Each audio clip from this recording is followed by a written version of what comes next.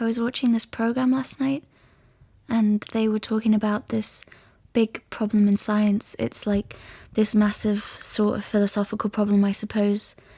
And this problem is that the universe is just so fucking unlikely. That it's just so kind of ridiculous that it exists exactly this way, that you've got to say, hang on. Oh yeah, go on, pull the other one.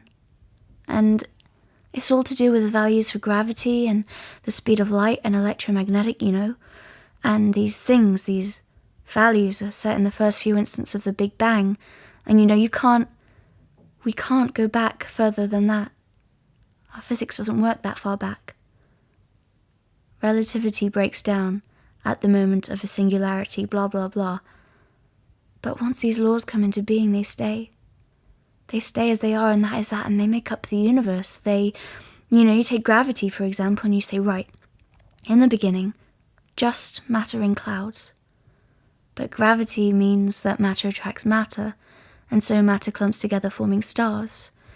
And the gravity is squishing the atoms one way, which causes nuclear explosions, which is basically pushing the other way, and this is basically, how a star... That's how it works. And you have these forces squishing these atoms over billions of years into heavier elements.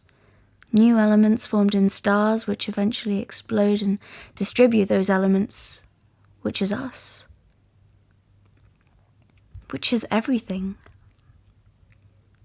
Which is everything in the universe made up of stars. Which I find fascinating in itself, to think that we're all made up of an ancient, supermassive dead star, but that's another I'm not going on about. That's a sidetrack. The thing is that gravity just so happens to be set at the perfect level for this to happen. Just so happens to be. So say gravity is like 100 in 10,000. I mean, it isn't, but let's just say it is because, right, well, if it was 101, it wouldn't work. 99 wouldn't work. It has to be exactly 100, a fraction more or less, and it wouldn't happen. Okay, fluke, but it's not just gravity. Electromagnetism, the speed of light, the rate of expansion of the universe, all of these set at the exact right level for the universe to exist like this. Exactly. And it's all a bit too jammy.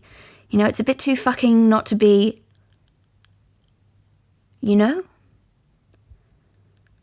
Not to be...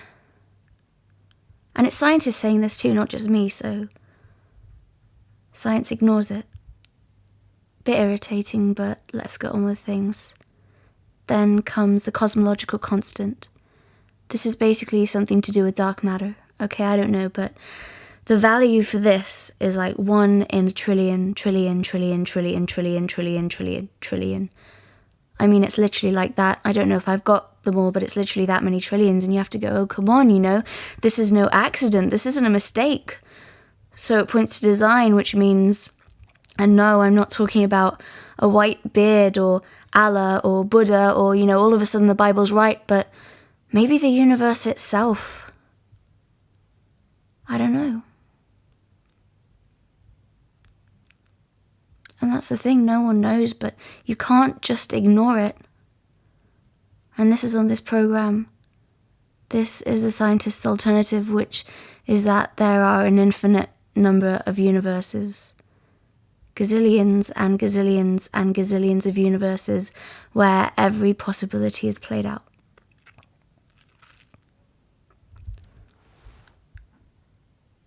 And I just thought, oh really? I mean, for fuck's sake, just grow up. I mean, Jesus fucking Christ, just what is wrong with purpose? What's wrong with, fucking belonging or, having an idea that there is something? I don't know, I'm talking about choosing a world that is more than numbers and quantities and saving, and choosing a world that is flesh and bone and love. Or more than just, I don't know, isn't it more than just money?